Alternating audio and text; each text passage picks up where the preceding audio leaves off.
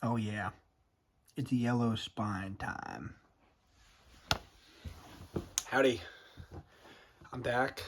I've just filming this one back to back with my blood music um, review because I'm trying to just get into the flow of how to talk about books, and it's been fun so far. So here goes number 2. I guess number 3 if you count my dark matter review, but we won't.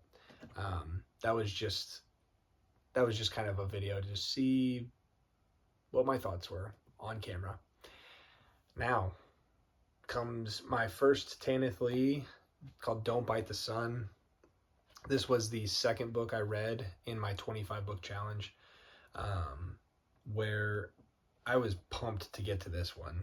You'll find that the first, if I remember right, like at least most of the first like 10 that I read, I'll be pretty giddy to talk about, because obviously when you compile that list and you're like looking at it, you start to sort through based on what you're most excited to read. And a lot of the stuff up front was stuff I was most excited to read. And this, I mean, just the cover, Jack over at Sci-Fi Finds, I know you talked about wanting to read more Tanith Lee. This, my friend, I hope you get one of these. And I have several more DAWs from her. She is something that I think is, and maybe it's because this is my only experience with her writing so far, and it was a short book, 150 pages. Fun, when you were a kid and you picked up, like, for me it was like Harry Potter. For a lot of kids it was Harry Potter. You picked up a book and you were just like, it was like you were at recess. For those of us who were book nerds when we were kids, and I liked other activities too, but like for those of us who it was like, it's recess time, no, I want to keep reading. Oh, you can't take your book outside because you got to go play around no, I want to take my book outside. I want to keep reading. Like, it felt like that. It was like it made me feel younger than I am. And I know I'm a young dude. Like, I'm not, but it made me feel that childlike wonder for some reason. And I think part of it is because this book, it centers around like teenagers. A lot of the book is kind of purposefully ambiguous, it centers around teenagers who are like almost coming of age, trying to find themselves in a utopia post scarcity, where they have everything that they want. They go into these like dream chambers. They can go off and have as much sex as they please. They can party and like change their gender, and they can change everything about them. It's almost like in this far future post scarcity utopia, you're exploring like, well, how are their stakes, and it's more of a look inside of the main character, who, at least based on the cover and based on most of my recollection, is a female teenager, if I remember right, Jang. No, I know that's a big word. I can't remember if let's see, Jang. There's one of those. Hopefully you can read this, but it's slang. It's one of those of that era where slang was created for the book. I appreciated the attempt by Tanith Lee. It was maybe the one drawback of the reading experience, because it kept being a little bit tedious to, at the very beginning, like, it says Adelve Hergel, and I'm like, what does Adelve mean? Hello, okay. Adelve, said Hergel, and flapped his wings about. Groshing, aren't they? Groshing means fabulous or marvelous. Like, that was in the first, literally, like, second paragraph, so I'm not spoiling anything for you. But like, that became a little tedious after a while, where I just got tired of going back to like one of the, finding the little glossary thing. But I lost my train of thought. The main character is like this teen who's just trying to find herself. She goes on this kind of self-discovery journey, And it goes so many weird places where you just discover what is in this world. And one moment that I think stuck out for me, and if you haven't read it, probably stop watching, and go read it. I'm gonna say that in like every video. This is my spoiler warning. If you have read it, carry on. There came a point that was a real big like turning point in the middle of the book. At least I thought it was going to be kind of like the crux of the whole rest of the story, was when she finds out she wants to have a child, and she's like essentially going in to do a procedure where she can like give her half of the what would become the child, the organic matter that would become the child from her. I think she's a female at the time, but then is like, I'm gonna get my sex changed by these like robots, wake up, and I'm gonna be a man, and I'll just give the other half, and so like make a baby herself, right? And I thought, oh, that was cool. That's kind of like a interesting concept to see if it breaks the world, because that's not allowed. They are totally not okay with that. They want to make you go through this, like the robots that kind of like regulate the world want to make you go through this, like, I feel like it was kind of a rigorous test of like making sure you're ready to have a child, or I don't know. It wasn't as easy as just, I want to have a child, and then you do. So she has to kind of work around that system by doing this. And I thought, I found that pretty interesting. And I thought that's where the book's headed.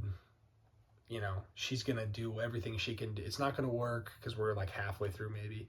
It's not going to work. And she's going to find other ways to get a child.